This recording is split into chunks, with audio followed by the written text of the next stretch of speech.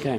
Good morning, everyone. And of course, people will see that we still have a number of areas in the southeast which are experiencing flooding, but we have received some pleasing advice from the Bureau this morning that weather conditions are easing, but that does not mean yet that all communities are out of the woods yet. We do have major flooding on some rivers and creeks throughout southeast Queensland, and of course there are people impacted. At the moment, the most impacted areas are Laidley in the Lockyer Valley. They've had some flooding through their CBD and a number of properties have been impacted. Gympie will have some flood risk towards this afternoon, with potentially the bridge having to be closed and some water inundation in the CBD. So we ask people in Gympie to keep an eye on the messaging from emergency services. And there has been some impact in Warwick as well, with a number of businesses and residents being inundated. Just because the rain is easing though, and this is a really important message for everyone, doesn't mean that the risk has now dissipated, and there is some significant risk still around those river catchments and also in coastal areas. So I'm pleading with everyone, although it looks like the rain might be stopping for the moment or easing at the moment, please keep your kids out of rivers and creeks. All beaches are closed in southeast Queensland, so there's no reason to be going to the beach because there is some dangerous surf conditions predicted and possible coastal erosion. But also, you know, places like the Brisbane River are not places for you to be engaging in recreational activity this weekend. So if you were thinking about going out rowing or jet skiing or in your canoe or kayak, please save it for another day because there is some risk when you're engaging in those river catchments, particularly with the rainfall that we've had recently. On the Brisbane River, I'm informed that the Brisbane City Council ferries are suspended until Monday, but that will be reassessed depending on the circumstances. Our emergency crews have been very busy, obviously, over the last few days, and I wanted to acknowledge all of their contributions. The SES volunteers have been outstanding, door knocking, engaging with their flood boats. The Rural Fire Service is on standby to start with the clean-up and to assist with those matters, and the Fire and Rescue Service have been assisting with swiftwater rescues. And on that point, you know, we often hear if it's flooded, forget it, but I wanted to take this opportunity to thank all those people for doing the right thing around floodwaters and not driving into those floodwaters. I saw some of it yesterday, actually. I saw cars turning around, not driving through those floodwaters.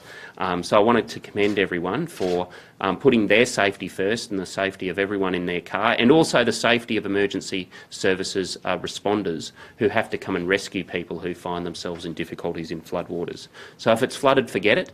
Keep up the good work, Queensland, and we'll hear now from Matt from the Bureau and then from the Acting State Disaster Coordinator, Shane Saleppi, and Assistant Commissioner Andrew Short from Queensland Fire and Emergency Services. Thanks, Minister, and good morning all. As the Minister mentioned, it's a good news story this morning in terms of what we've seen in terms of rainfall over the past 6 hours. But if we back up a little bit and look at what we've seen over the past 48 hours, then certainly rainfall in that 200 to 300 millimetre range has caused a lot of inflow into our rivers, and already saturated soils haven't helped that situation. But over the past 6 hours overnight, last night, those falls have really dropped away. So we've only seen 10 to 20 millimetres over that time frame. So that easing trend is good news, and it will continue as we move through today. So we're expecting through Saturday another 10 to 20 millimetres over southeastern parts of Queensland. We could see some very isolated falls above that in that sort of 20 to 40 millimetre range, but they will not be widespread and just very localised areas.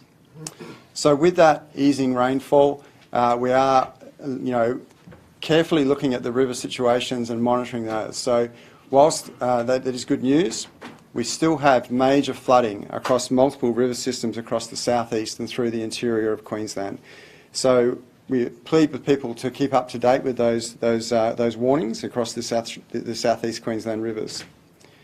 There is also the risk of dangerous surf and coastal erosion because of those strong easterly winds and very large swells moving onto the east coast of Australia. Now, if I just take a moment to go through some of the river information.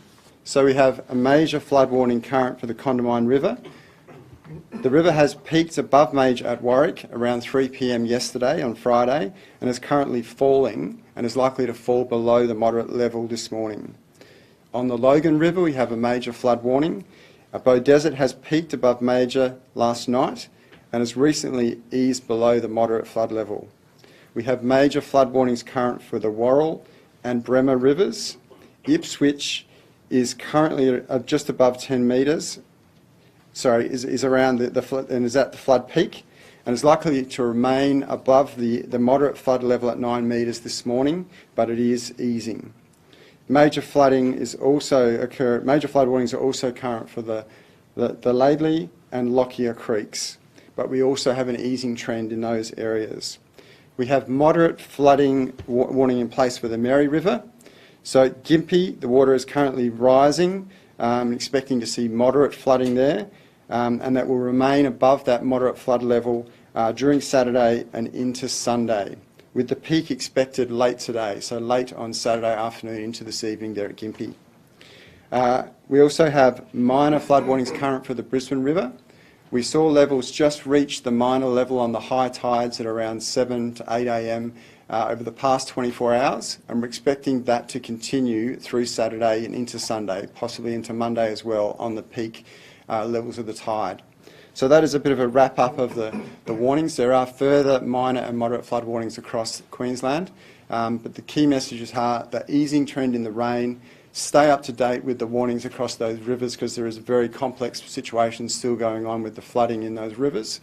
And that rain is expected to continue easing as we move through the week. So we're not expecting any increase in the rainfall as we move through after the weekend and into the middle part of the coming week. So good news there. Thanks.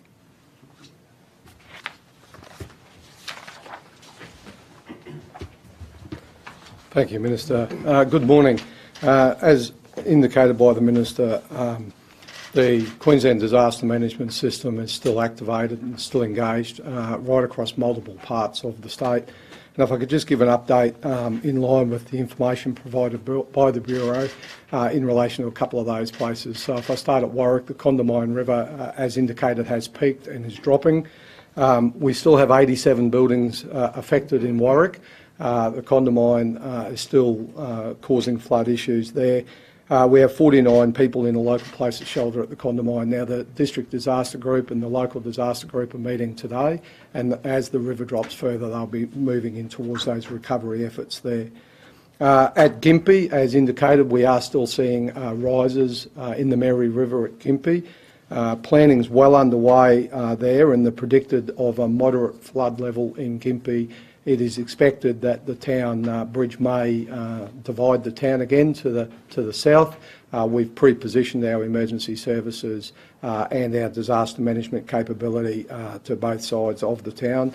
We are expecting some minor impacts to businesses in the CBD, but we're not expecting, with the predicted peaks, any significant impacts, particularly to dwellings in the Gympie area. But obviously the disaster management group there will continue to monitor that and will keep the residents informed. I really ask the residents of Gympie to stay really connected with the alerts today and with the information today and into tomorrow. Lockyer Valley, we saw water through the CBD of Laidley yesterday, and I'm advised this morning that that is starting to drop. And we're hoping, with the rain that's predicted today, that we'll have access into the Laidley CBD by this afternoon. Right across Grantham and the Lockyer Valley area, we are seeing those creeks stabilising this morning, and hopefully we'll see them drop today. We still have 2 persons in place of shelter at the Laidley High School there.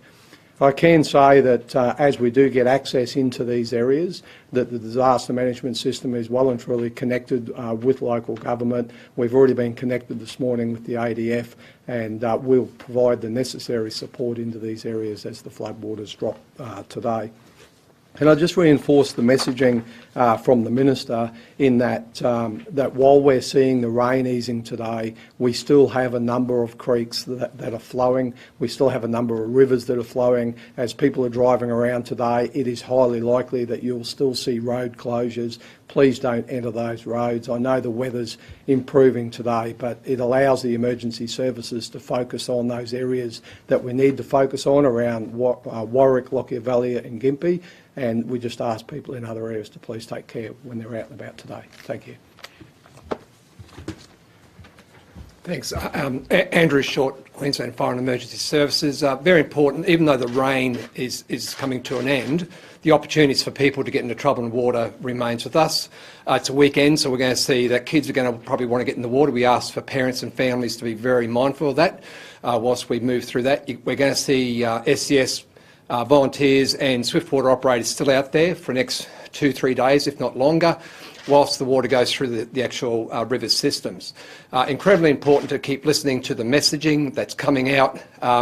If people have got any questions or want help, they should ring 000 if it's an emergency, 132 500 or the emergency or the SES app if they want some help. So you know, our team will be there right through to the end of this, and we look forward to you know, Queensland communities being able to get back to some sort of normality. Thank you. Any questions of anyone? Any rescues overnight? In the last operational period, we've had 14 what we call a swiftwater incident. Doesn't necessarily mean that they're a full-on rescue. It could be our crew who's arrived and just walked in to actually walk a person out without any great you know, concerns. But certainly, there's still people going in the water. You know, so we're looking for people to do the right thing. And as I said, it's a weekend. You know, the kids probably want to get out there in the parks with boogie boards or whatever. We ask for families, and particular parents, to be very mindful of that. Question for Matt. Just in terms of the risk that seems to be easing and the rainfall that's going to ease off next week, when will we start to see, you know, the risk of, you know, seeing as catchments are already full, when are we going to see those flood levels actually decrease? Well, the rivers over the southeast tend to react more quickly, so those rivers will, you know, sort of days. But over the inland rivers, those will take days and weeks to move all the way down through the interior of Queensland and into New South Wales as well. So every river is different in terms of how it will continue to sort of fall and ease through those sort of major and moderate peaks. So I can't give you an exact number for every river, but certainly stay up to date with, and the forecast will track that easing trend, and you'll be able to see how that's changing for your area. And is there, further risk, like seeing as we have a long living event that seems to be, you know, wreaking havoc continuously, is that going to persist into the next few months, or? Certainly the winter outlook has increased chance of above average rainfall for Queensland, so we will have to really carefully monitor this. This is a very unusual situation. Some of the rainfall figures we've seen sort of, you know, 5 times the May average, and certainly we've seen records fall as well.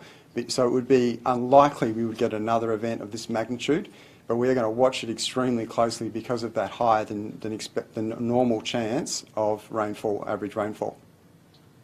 Question for Shane. Is it just the CBDs in Laidley and Gympie that are under threat, or have any homes had to be evacuated as well?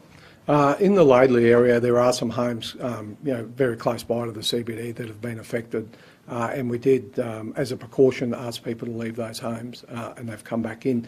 What we're dealing with really across the Lockyer Valley area is more an isolation issue, where, you know, we've got houses outside of the CBD, we've got water through the catchments, and you know, roads and access points to those houses have caused issues. Up in Gympie, it really is the CBD. The Mary goes through there. We don't really see any significant impacts to residents in Gympie until around the 17 metre mark, and we're predicting around the 15.9. Do you think more people will need to be evacuated later on in the day? We'll most definitely keep an eye on that. Like, you know, as the Bureau said, this is a unique situation. You know, we are expecting rain still of 15-20 millimetres today, but if we were to get isolated downfalls, you know, the ground is so wet, those catchments, those creeks can rise and fall as necessary, and that's why we'll take those precautions. But look, I'm really pleased with the easing weather situation, and I think we're probably moving to a good space in those locations. Is there any reports of any homes or businesses being inundated the low-lying areas of Brisbane, Logan and Ipswich? No, it's something that we really do need to keep an eye on, but we did see that yesterday as we saw the creeks rise around Brisbane, and we did see properties that are living right on the edges of creeks and businesses on the edges of creeks will obviously be affected. What we're not seeing, but we're not seeing that flooding caused by the river systems. We were seeing that yesterday through those catchments and creek areas, and today with the rain easing, that risk will definitely reduce. We'll see those catchments go down, but as I said, we're not seeing the impact from the river, but we've got to keep an eye on it. Thank you. Just to confirm, Shane, Sorry. what areas the houses in Lakeley had to be evacuated as a precaution? Sorry, that would have been directly around the CBD. The CBD? Yeah, Thanks. thank you. So just quickly, obviously there's a lot of concern out there at the moment for people in particularly the southeast corner that have been impacted previously earlier this year by that flooding.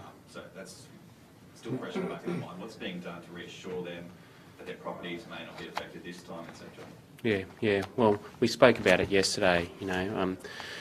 That there is a lot of anxiety in communities right across the southeast, particularly communities that have been impacted by flooding only a few months ago.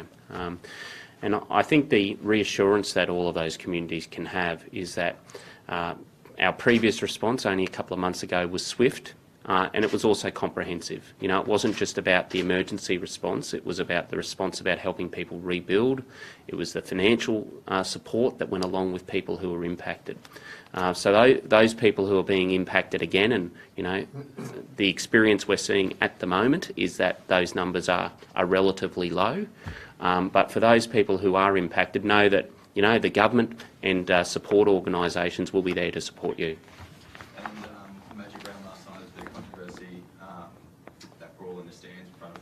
Children, etc. What did you make of that? Oh, disgraceful behaviour.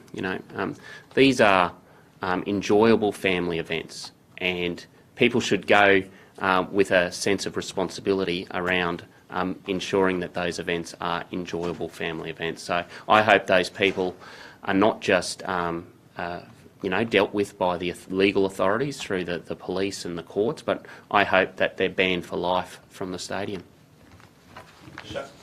Sorry, Shane, you mentioned 87 buildings were affected by the condemine. Was that in lately, and what's the building? No, the condamines at Warwick, that was the issues there, and we saw that yesterday where the condamine broke its banks, and we have those buildings, and that'll be a different level of effect. It doesn't mean they were fully inundated. A lot of those businesses along the condamine and unfortunately are used to this, and they lift all their stuff up and move out, come back and clean out. So it's 87 in total to various levels of impact. Have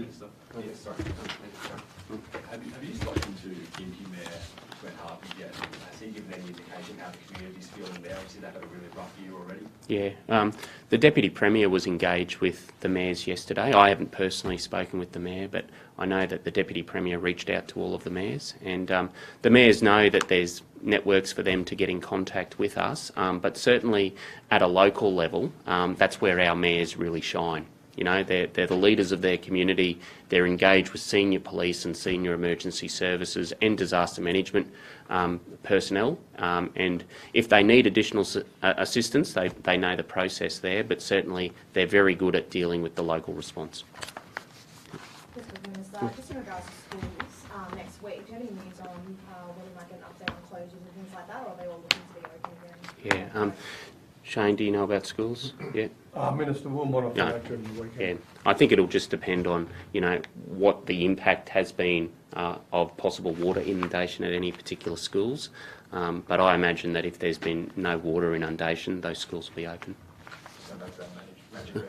Yeah. Mr. Do you think it takes away from our chances of holding that event in the future?